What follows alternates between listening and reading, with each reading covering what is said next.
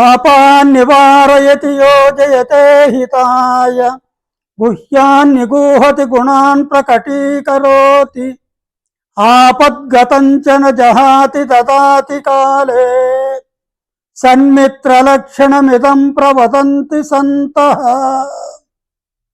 ఇది భర్తృహరి సుభాషితం అన్నమాట. సత్పురుషులు మంచి మిత్రుడు ఈ విధంగా ఉంటాడు అని మంచి మిత్రుని యొక్క లక్షణాన్ని ఈ విధంగా చెప్పారు.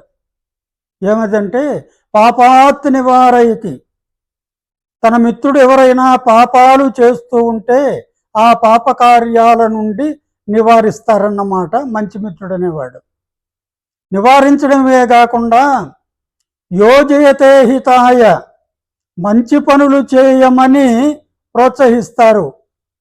ఆపద్గతంచన జహాతి, తన మిత్రులు ఆపదల్లో ఉంటే నాకెందుకు లేని వదిలిపెట్టి పోరానమాట. దాని తర్వాత ఏం చేస్తారు? యోజయతే హితాయ అంటున్నాడు కదా, ముందు చెప్పినాం కదా అది. ఈ విధంగా దదాతి కాలే అన్నమాట. ఇక్కడ ఆపదల్లో ఉండేవాడిని వదిలిపెట్టిపోకుండా ఇక్కడ వాడికి ఏదైనా సహాయం కావాల్సి వస్తే ఖచ్చితంగా సహాయం చేస్తారన్నమాట. దాని తర్వాత ఆపద్గతంచన జహాతి దదాతి కాలే. దాని తర్వాత ఏమంటున్నా అంటే ఏతన్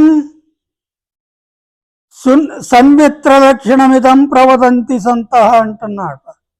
ఇంకోటి కూడా చెప్పాడు మధ్యలో, గుహ్యాన్ని గుహతి గుణాన్ ప్రకటీకరోతి అని. గుహ్యాన్ అంటే ఏమిటి? రహస్యాలు. రహస్యాలు ఏమైనా ఒక మిత్రుడు తనకు మంచి మిత్రుడైతేనే తన రహస్యాలు చెబుతాడు. వాటిని మంచి మిత్రుడు అనేవాడు దాచిపెడతాడు. వాని యొక్క గుణాలను ప్రకటిస్తాడన్నమాట.